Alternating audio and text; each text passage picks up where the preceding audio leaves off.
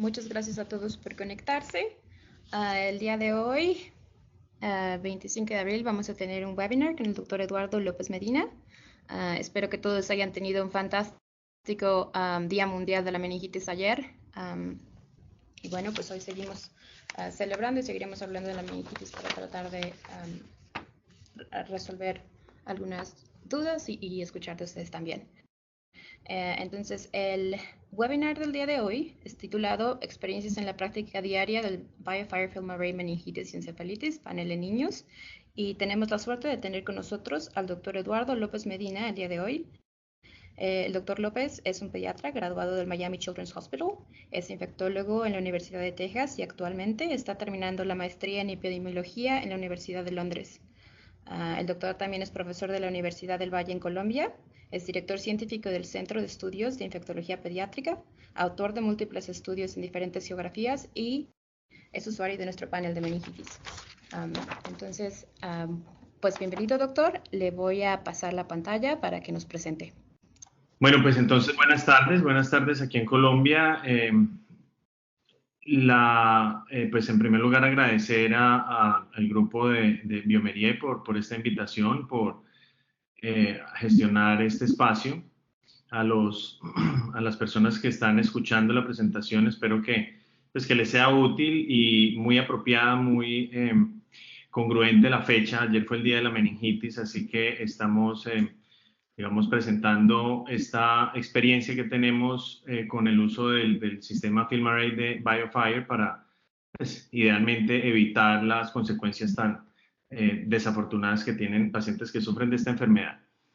Entonces, bueno, lo que vamos a hablar hoy es de algunos aspectos de infecciones del sistema nervioso central, especialmente encefalitis, algunas palabras de diagnóstico, epidemiología, y luego vamos a describir algunos aspectos técnicos y la capacidad diagnóstica del FilmArray, sus indicaciones y su impacto clínico, con base especialmente en nuestra experiencia con meningoencefalitis en Colombia, en una red que se ha creado de investigación en el tema, utilizando el panel de FilmArray. Primero vamos a hablar de encefalitis y algunos aspectos desde el punto de vista conceptual de cómo definirla son importantes hablarlo en este momento. Más adelante vamos a hablar del estudio que estamos desarrollando con base en estos criterios diagnósticos. Entonces, encefalitis es una patología que consiste en disfunción neurológica con inflamación del parénquima cerebral. Esto se manifiesta con encefalopatía, especialmente con alteración en el estado mental que debe durar más de 24 horas y este es el criterio mayor para hacer el diagnóstico de encefalitis. Y asociado a esto hay 6 criterios menores, de los cuales tiene que haber 2 presentes para que sea un diagnóstico posible y 3 presentes para que sea un diagnóstico probable. De modo que si tenemos este criterio mayor y 2 o 3 criterios menores de estos 6 que están aquí citados, incluyendo electroencefalograma consistente con encefalitis, convulsiones, hallazgos neurológicos focales y algunas características de inflamación del parénquima cerebral como fiebre, pleocitosis o imágenes sugestivas de inflamación, tenemos el diagnóstico de encefalitis, posible o probable. Y para ya tener confirmación de esta patología, tenemos que tener algunos datos que no son tan frecuentes obtenerlos, especialmente el primero, que es tejido cerebral obtenido a través de biopsia o post-mortem con evidencia de inflamación, o un microorganismo asociado con esta patología, o la evidencia de una condición autoinmune asociada con encefalitis. De modo que esta diapositiva nos demuestra cuáles son los criterios claros, la forma clara de tener este diagnóstico.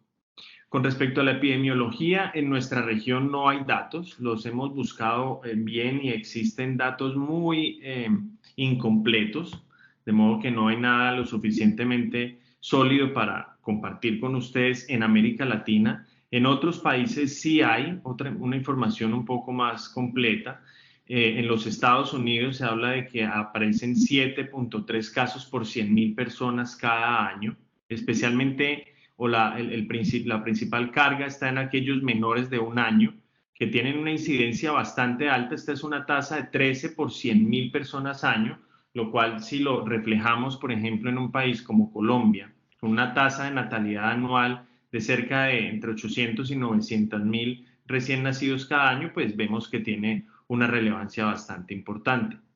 La menor tasa de incidencia es en esta edad de 10 a 14 años, con 4 por 100.000 personas año. Y se trabó un poquito esto.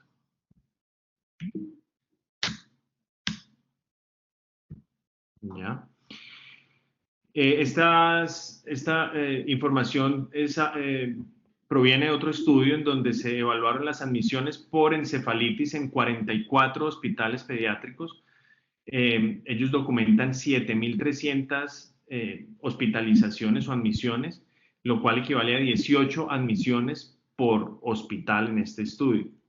Y lo otro importante es que en sitios donde tienen bien descrita esta patología se ha encontrado un aumento en la incidencia en los últimos años, lo cual seguramente se asocia a que hay una mayor cantidad de huéspedes inmunocomprometidos y hay una mejor capacidad diagnóstica para documentar esta enfermedad.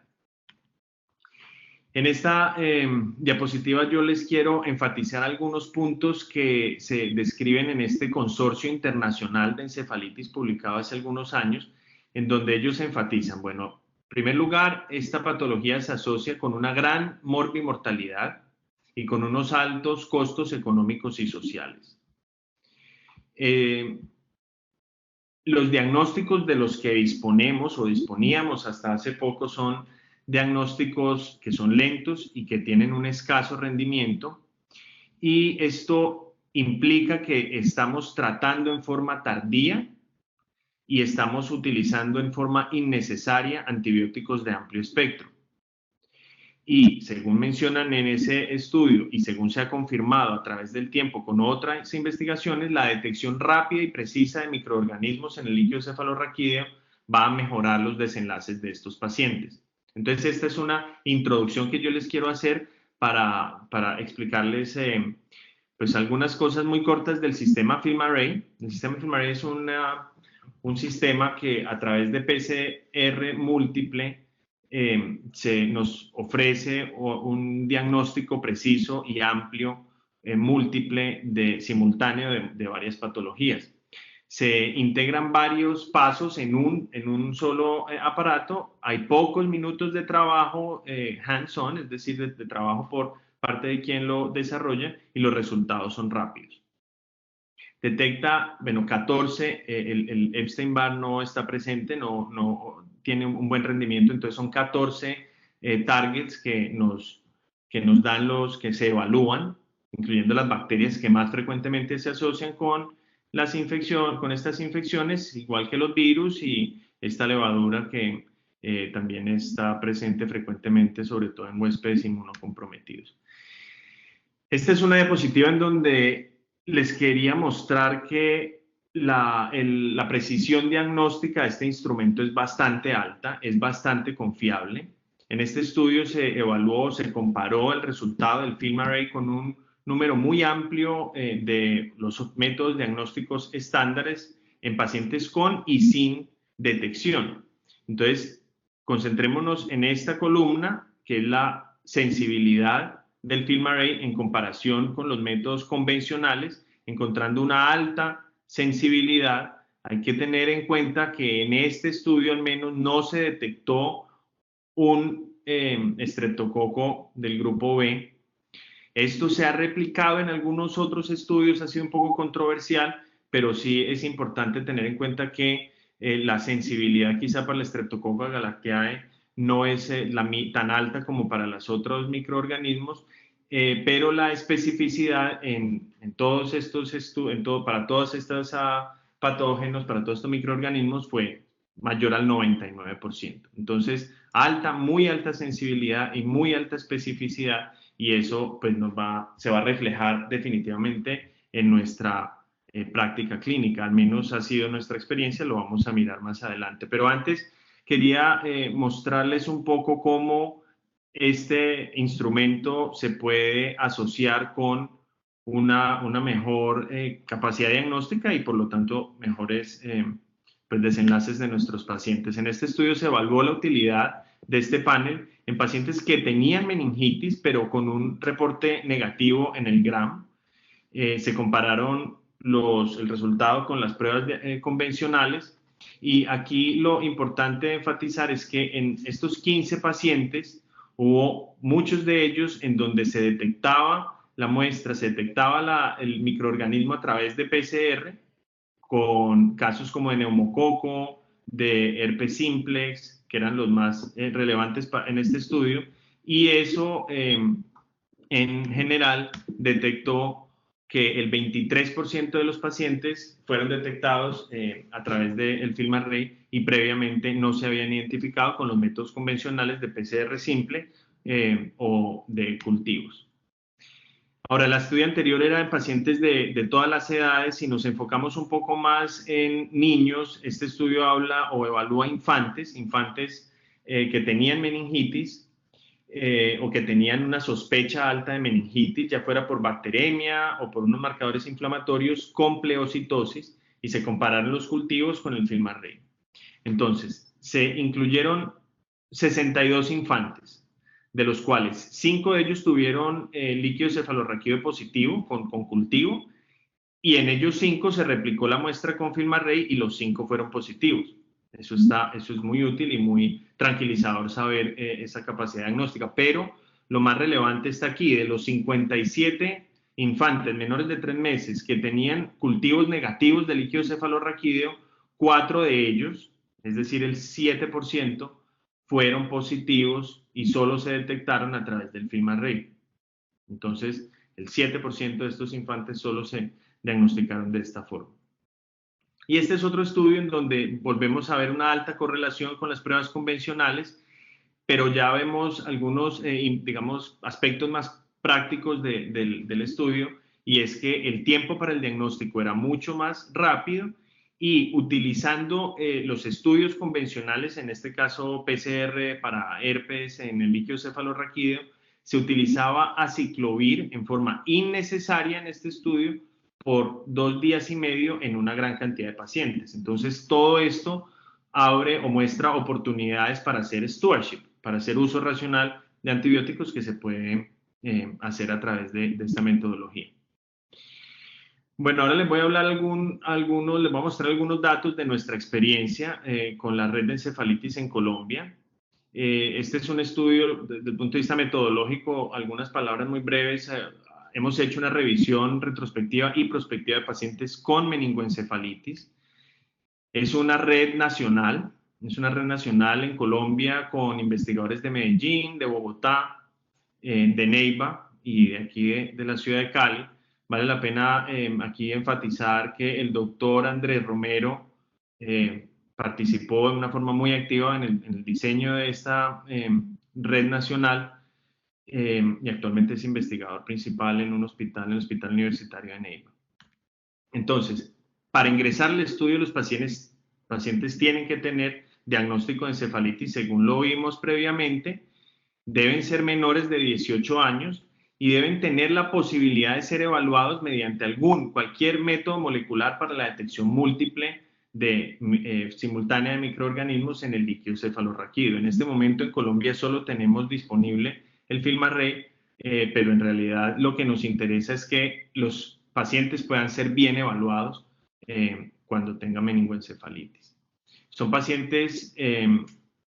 bueno, pero antes de mostrarles los resultados de nuestro estudio, les quiero explicar cuáles son las indicaciones para el uso del FilmArray en el líquido cefalorraquídeo en nuestra institución. Cada institución puede tener sus propias indicaciones, pero esta es la que nosotros aplicamos después de un consenso muy detallado entre el grupo médico y de revisar la literatura. Son pacientes con sospecha de meningoencefalitis a cualquier edad, sobre todo aquellos que tengan un reporte negativo en la tinción de Gram, y en aquellos pacientes menores de 3 meses cualquier punción lumbar que se realice por sospecha de patología infecciosa, incluyendo aquellos con citoquímico normal.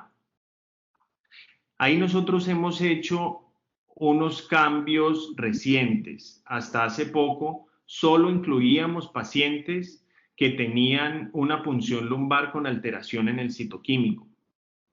Sin embargo, ya la literatura es muy clara, indicando que en estos pacientes menores de 3 meses, sobre todo en ellos, hay muchas infecciones del sistema nervioso central que al principio se manifiestan con un líquido cefalorraquídeo normal.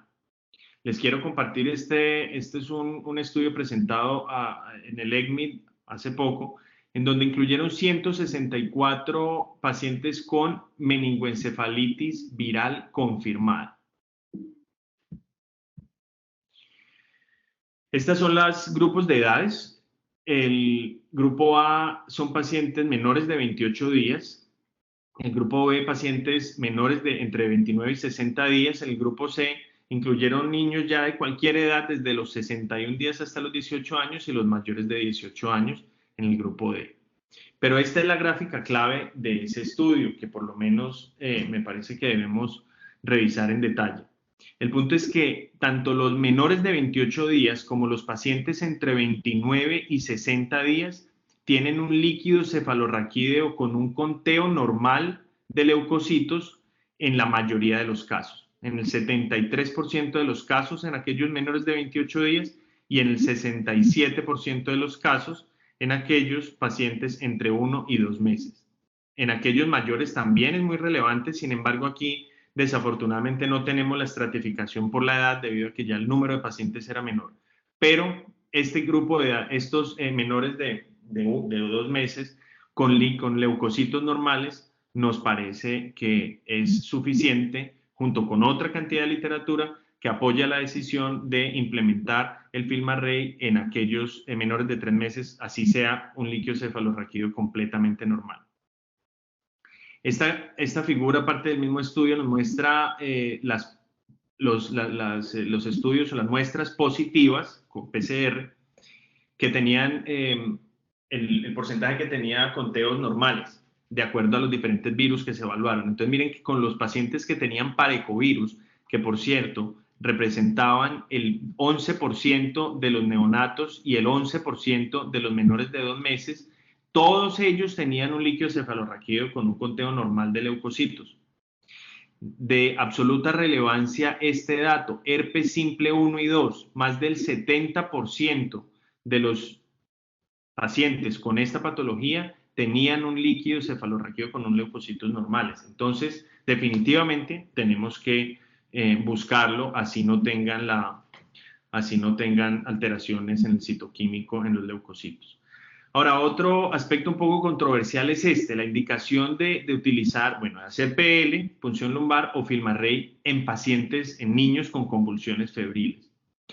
Estos son datos, la mayoría de ellos, al menos de a quién se le hace la punción lumbar. No, me basé en las guías de la Academia Americana de Pediatría del 2011, en donde ellos explican que pacientes con convulsiones febriles simples, que sean mayores de 12 meses, no se indica la punción lumbar en todos los casos, pero sí en aquellos que hayan recibido antibióticos antes de realizar la punción lumbar o que obviamente tengan clínica sugestiva de meningitis o encefalitis. En estos casos se debe realizar el FilmArray sin ninguna duda. Igual, en convulsiones febriles complejas, seguimos en la misma edad, mayores de 12 meses, realizar punción lumbar, sí, y el FilmArray, si el paciente ha tenido tratamiento previo con antibióticos, tiene clínica sugestiva de meningoencefalitis o tiene líquido cefalorraquídeo alterado.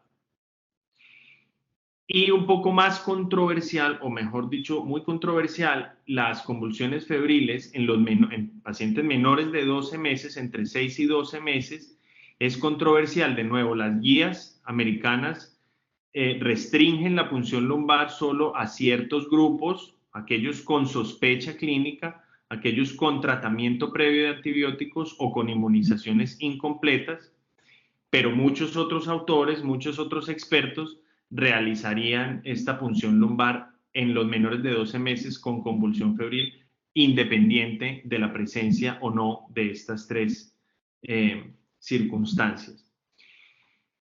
Si se realiza la punción lumbar por sospecha de meningitis, definitivamente hay que hacer el FilmArray. Si se realiza porque el paciente ha tenido uso previo de antibióticos, definitivamente hay una indicación clara del FilmArray.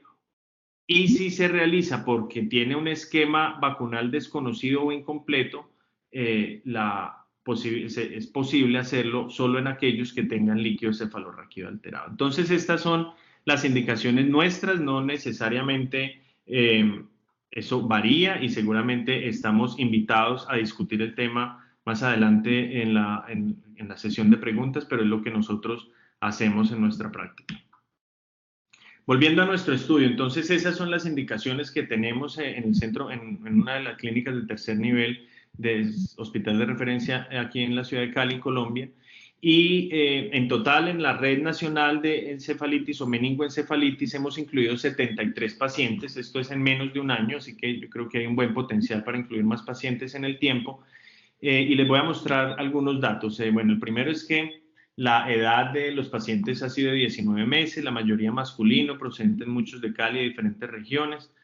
Todos ellos tienen alteración del estado mental, 90% con fiebre, 34% del grupo de los pacientes con convulsiones, pero este aspecto es muy importante, manifestaciones extraneurológicas, es decir, pacientes con síntomas respiratorios o gastrointestinales en un porcentaje muy alto de pacientes. Y aquí yo quiero hacer un paréntesis para enfatizar la necesidad que pacientes con meningitis o meningoencefalitis que tengan estas manifestaciones extraneurológicas, es muy importante buscar la etiología en donde se está manifestando también. Entonces, hacer de alguna forma una evaluación completa de las secreciones respiratorias. Idealmente, nosotros lo hacemos con el panel FilmArray de secreciones respiratorias, panel viral respiratorio, o de tracto gastrointestinal. Pero el punto es que alto porcentaje de pacientes con manifestaciones extra neurológicas. Enterovirus fue o es hasta ahora la principal causa.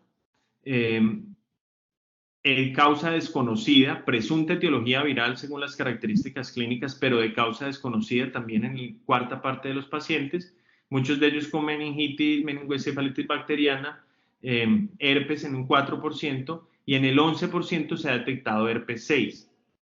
Con respecto a herpes 6, yo aquí hago también otro paréntesis para pues comentar que no necesariamente la presencia de herpes 6 en líquido cefalorraquídeo implique causalidad. Este es un estudio en donde quisieron responder exactamente esa pregunta, evaluar cuál era la significancia de la presencia de herpes 6 en líquido cefalorraquídeo. En este hospital durante este año le habían hecho el panel de FilmArray a 793 pacientes. El 7.6% había sido positivo y el 25% de los positivos había sido por herpes 6. Entonces, esta es una tabla un poco larga, pero les voy a resaltar lo más importante. En primer lugar, solo un paciente de los 15 con herpes 6, solo uno tenía enfermedad que un consenso de expertos en el estudio determinó que era probablemente causada la enfermedad por herpes 6. Solo uno de los 15. Dos de ellos, asociación posible, el resto, asociación poco probable. Entonces, lo que se recomienda para determinar si hay o no causalidad son los siguientes aspectos. En primer lugar, la presencia de que haya un diagnóstico alterno que explique la encefalopatía del paciente. En este estudio, solo uno de ellos, aquel que se asoció con enfermedad, no tenía ninguna otra explicación. El resto tenía alguna otra explicación para su encefalopatía. Evaluar el estado inmune. Herpes 6 es especialmente frecuente en pacientes con trasplante de médula ósea en los primeros 2 meses post-trasplante. Otros estados de inmunocompromiso también son relevantes y probablemente sean un factor de riesgo importante. La resonancia magnética de pacientes con herpes 6 muestra hiperintensidades en las regiones mediales de los lóbulos temporales, especialmente en hipocampo y amígdala. Carga viral en plasma mayor de 10.000, cerca del 10% de pacientes con carga viral en plasma para herpes 6 mayor de 10.000 tienen encefalitis por este virus. Y si es posible evaluar la integración cromosomal del herpes 6, el 1% de la población general tiene el herpes 6 cromosomalmente integrado y esto se puede evaluar a través de Droplet Digital PCR que se hacen en ciertos laboratorios de referencia. El punto es que no todos los pacientes a quienes se le detecta herpes en el líquido cefalorraquídeo, este herpes es la causa de su enfermedad. No quiere decir que sean falsos positivos, el herpes está ahí, pero probablemente tiene alguna, es una reactivación asintomática o una integración cromosomal. Ahora, nosotros en este estudio hemos identificado una etiología en el 56% de los pacientes. Esto es un porcentaje mucho más alto de lo que previamente, pues según nuestra experiencia, éramos capaces de identificar. Actualmente el 56% de los pacientes con meningoencefalitis tenemos la etiología y eso representa 41 pacientes. Esos 41 pacientes se han identificado a través del sistema de FilmArray. Cultivo solamente uno ha sido positivo para un E. coli en un infante menor. El resto de cultivos todos han sido negativos, probablemente por uso previo de antibióticos o algunas otras características técnicas de la muestra, pero el punto es que solo un cultivo ha sido positivo en pacientes que con neumococo, con meningococo, con estreptococo del grupo B, con E. coli, es decir, pacientes que realmente tenían una patología infecciosa en el sistema nervioso central. Y por PCR monovalente, es decir, PCR para herpes o PCR para enterovirus, solo se solicitó en 3 de estos 73 pacientes y todas fueron negativas. De modo que ahí es importante enfatizar la necesidad de, pues de realizar el FilmArray en estos pacientes con esta enfermedad. Aspecto importante con respecto a la posible implicación del FilmArray en el uso racional de antibióticos según esta experiencia. El 80% de los pacientes no necesitan antibacterianos según este estudio. El 25% de ellos no lo recibieron en forma correcta. Y de los que sí la recibieron, el 30% lo hicieron por menos de 48 horas. De modo que el 48%, la mitad de los pacientes, se restringió el uso de antibacterianos mediante, por el uso de esta tecnología que de nuevo nos da un diagnóstico bastante rápido. Pacientes que con respecto al uso antiviral no necesitaban antivirales, el 81% de ellos. 62% no recibieron y de los que sí recibieron, 27% por menos de 48 horas. De modo que también en el 58% de los casos se restringió el uso de antivirales de forma correcta. ¿Esto qué significa? Significa que en un paciente con meningoencefalitis, en quien se descarte herpes o infección bacteriana, evita un uso amplio de antibióticos de amplio espectro para meningitis bacteriana, que lo recomendado actualmente por las altas tasas de resistencia de neumococo es ceftriaxona y vancomicina, evita el uso de aciclovir y esto representa un ahorro importante en costos, ahorro importante en complicaciones médicas y lo más importante de todo, un ahorro grande en complicaciones en la flora en la flora de los pacientes y en la resistencia bacteriana. Estamos terminando, solamente mostrarle algunas conclusiones de lo que hemos visto hasta ahora. Es una patología frecuente cuya incidencia ha aumentado. La principal etiología de la encefalitis, al menos, son patologías virales. Sin embargo, existen múltiples etiologías, por lo tanto, una prueba de detección múltiple nos mejora el rendimiento diagnóstico y nos permite un uso racional de antibióticos que se asocia claramente con mejores desenlaces clínicos, reduce costo, tiene indicaciones que pueden variar de acuerdo a cada centro. Las que nosotros utilizamos es en aquellos menores de 3 meses cualquier PL, cualquier punción lumbar por sospecha de patología infecciosa.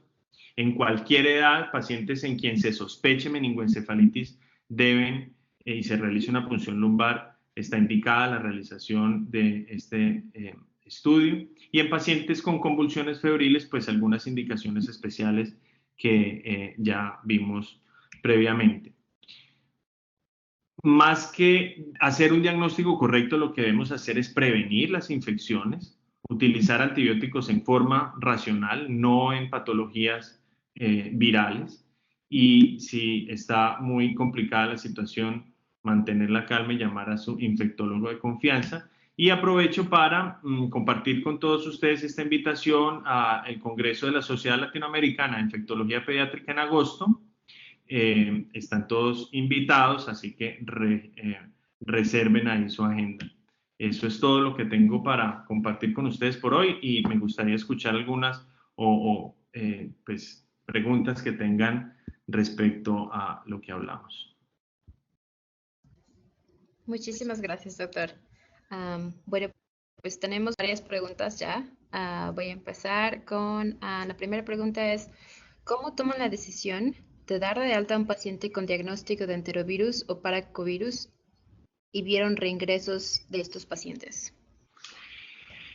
Bueno, no sabemos si estos pacientes han reingresado, digamos, el estudio no nos permite evaluar esto, pero para decidir si un paciente con estas etiologías se puede ir a casa, pues hay que tener en cuenta su estado clínico, es decir, en pacientes cuyo estado mental neurológico haya recuperado, que no tengan riesgo de hacer complicaciones de aumento de presión intracraneana, pueden ser dados de alta. De nuevo, yo creo que es clave conocer la precisión diagnóstica del FilmArray y saber que no hay pues que son muy extraños los falsos negativos de patologías serias como herpes o como otras meningitis bacterianas y por lo tanto con un test diagnóstico negativo en un contexto clínico adecuado, y yo creo que eso es clave enfatizarlo, tiene que haber un contexto clínico que sea congruente con el resultado del examen. Si clínicamente el paciente está bien, si ya hay recuperación neurológica, eso es suficiente para uno sentirse cómodo pensando en la posible salida de estos pacientes para su casa. Muy bien. Otra pregunta que nos llega aquí es si ya ha visto porcentajes de coinfección. Sí, sí hemos visto porcentajes de coinfección, sobre todo con herpes 6. De nuevo, volvemos al tema de cómo el herpes 6 puede estar siendo reactivado más por el proceso infeccioso de base, es decir, tenemos, por ejemplo, darte un ejemplo, un paciente reciente que tuvo herpes 6 o detectado herpes 6 con E. coli y era un infante menor, era un niño como de 1 mes y medio o algo así. El punto es que lo más probable es que este niño haya tenido integración cromosomal y integración cromosomal no necesariamente indica enfermedad, es decir, lo va a tener toda la vida presente en todas sus células, o un paciente mayor a quien por la infección, digamos, bacteriana por el neumococo y ese estado de sepsis y ese estado de estrés de la infección del sistema nervioso central, eso facilita la reactivación de un herpes 6, pero el punto es que la mayoría de coinfecciones se han producido con herpes 6 cuya relevancia clínica tiene que ser tenida en cuenta según los datos pues, que vimos previamente y pues el contexto clínico adecuado. Muy bien. Otras preguntas. Cuando el panel es negativo, ¿cuáles pruebas complementarias piden en niños que siguen con sospecha de meningoencefalitis? Perdón, no te escuché bien, Ana. ¿Cómo? Oh, perdón. Cuando el panel es negativo, ¿cuáles pruebas complementarias piden en niños cuando se sigue con la sospecha de meningoencefalitis? No, la pregunta es muy buena porque esta patología es muy frustrante. Es un niño que presenta un deterioro progresivo y uno sin duda tiene una necesidad grande de tener un diagnóstico en la mano, una explicación de lo que está pasando. Entonces, cuando el examen es negativo, pues hay que hacer una evaluación clínica completa, una evaluación, una historia clínica muy profunda. Entonces, las posibles etiologías de meningoencefalitis son muchas. Depende mucho de su estado inmune. El huésped inmunocomprometido representa un abanico diagnóstico muy amplio. Entonces, en ellos, herpes 6 sí que es una posibilidad. JC, virus JC, poliomavirus, hongos, hay que ver las imágenes, hay que ver si tienen, es una imagen nodular, en cuyo caso probablemente hay que biopsiar esa imagen nodular por muy mórbida que sea la intervención. Obviamente cultivos bacterianos, obviamente considerar la posibilidad de levaduras y evaluar que no haya sido cándida. Bueno, esto es el inmunocomprometido que tiene una, una gama muy amplia de posibilidades diagnósticas. El inmunocompetente,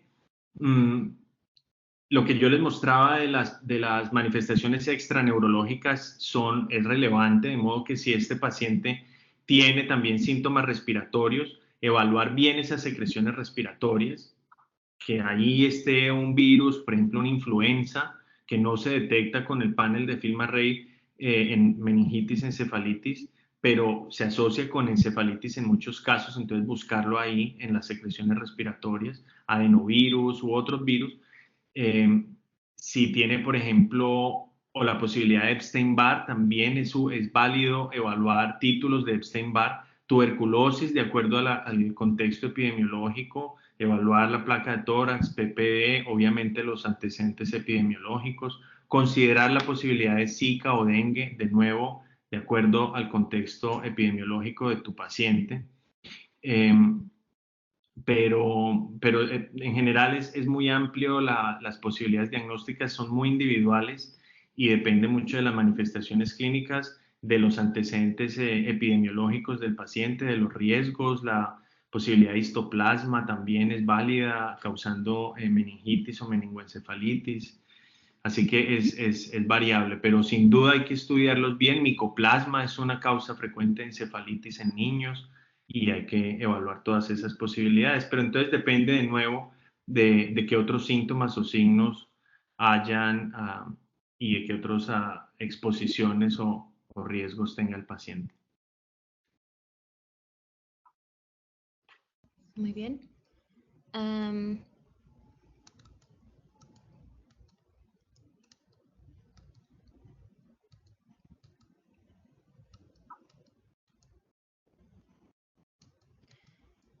tenemos algunas otras preguntas.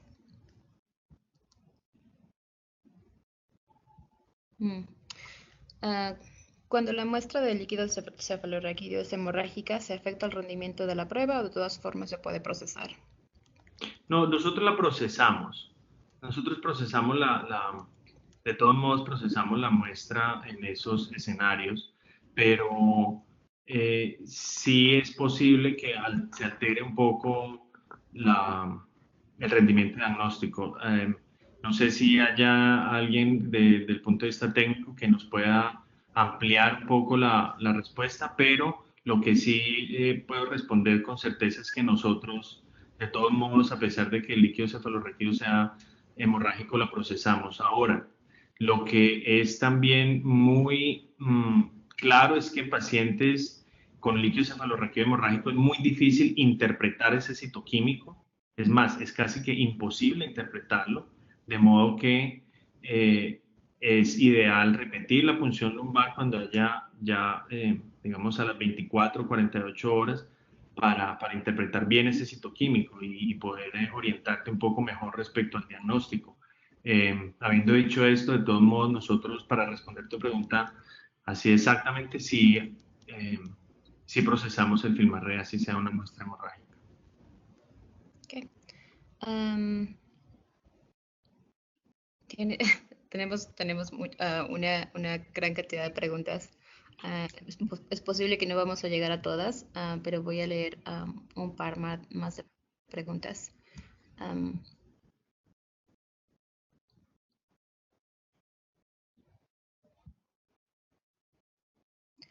uh,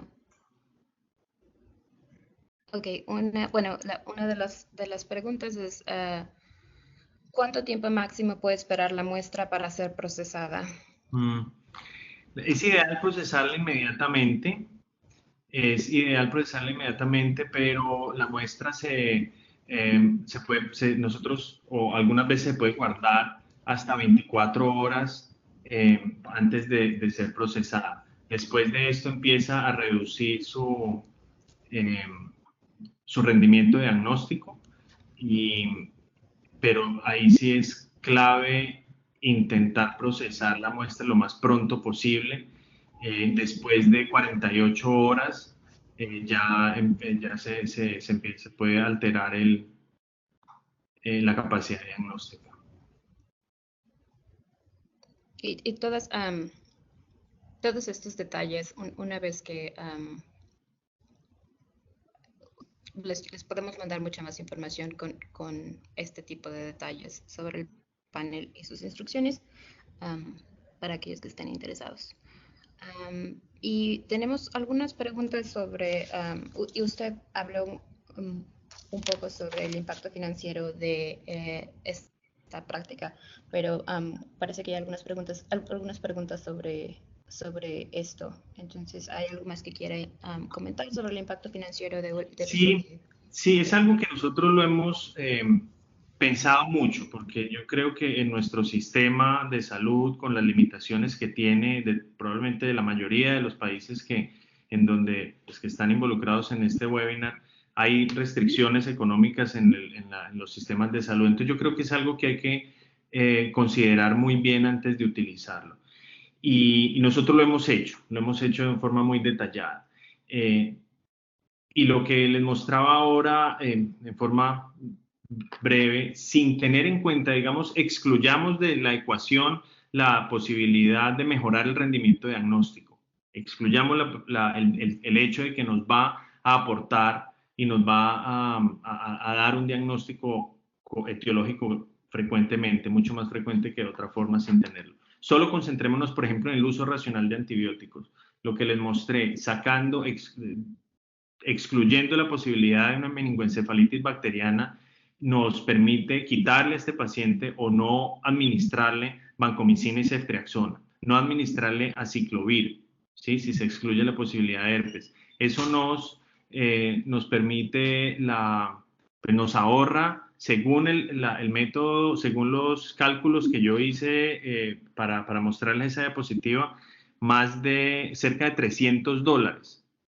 Son $300 por un paciente. Yo no conozco el costo exacto de realizar este panel, pero es alrededor de eso. Entonces, nos estamos ahorrando, pues obviamente este costo en antibióticos, nos estamos ahorrando la posibilidad de hacer PCR individual para herpes, para enterovirus, para, pues, digamos, tuberculosis, muchas otras etiologías que también hay que evaluar, y eso tiene un impacto solo desde el punto de vista económico muy alto. Ahora, diagnosticar, por ejemplo, enterovirus en 2 horas o en 3 horas desde que el paciente ingresa, te va a permitir darle una alta mucho más temprana pues, que no hacer la evaluación.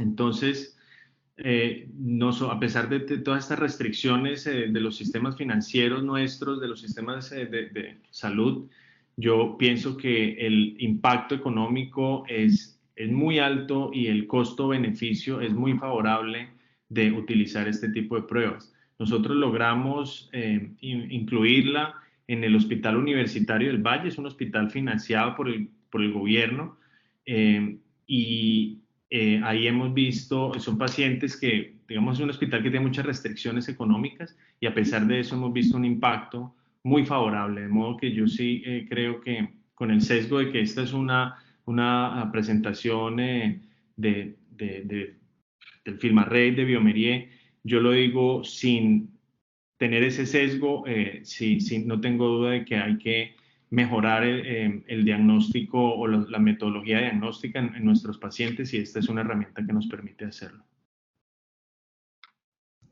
Muy bien, pues muchísimas gracias, doctor Eduardo. Estamos al punto de la hora. Le agradezco de nuevo por su tiempo, por la excelente presentación. Esta presentación ha sido grabada. Les vamos a mandar el link a toda la gente que se registró y toda la gente que está ahora participando en este webinar por si quieren volver a revisarlo o hay alguna otra cosa que quieran preguntar. Muchas gracias y que tengan excelente No, día. yo solamente quería hacer un último comentario. Si tienen las preguntas Claro. que no pudimos responder por cuestión de tiempo, yo sería más que bienvenida si me las quieren escribir a mi mail. Mi mail es eduardo.lopez @c de casa, E de Eduardo, I de iglesia, P de papá, online.org. Y ahí sí, si me las escriben, yo con gusto la responderé. Muchas gracias, doctor. Bueno, gracias a ustedes, gracias a todos por su participación, por su atención y bueno, que tengan un feliz día y feliz resto de semana. Muy bien, hasta luego. Gracias.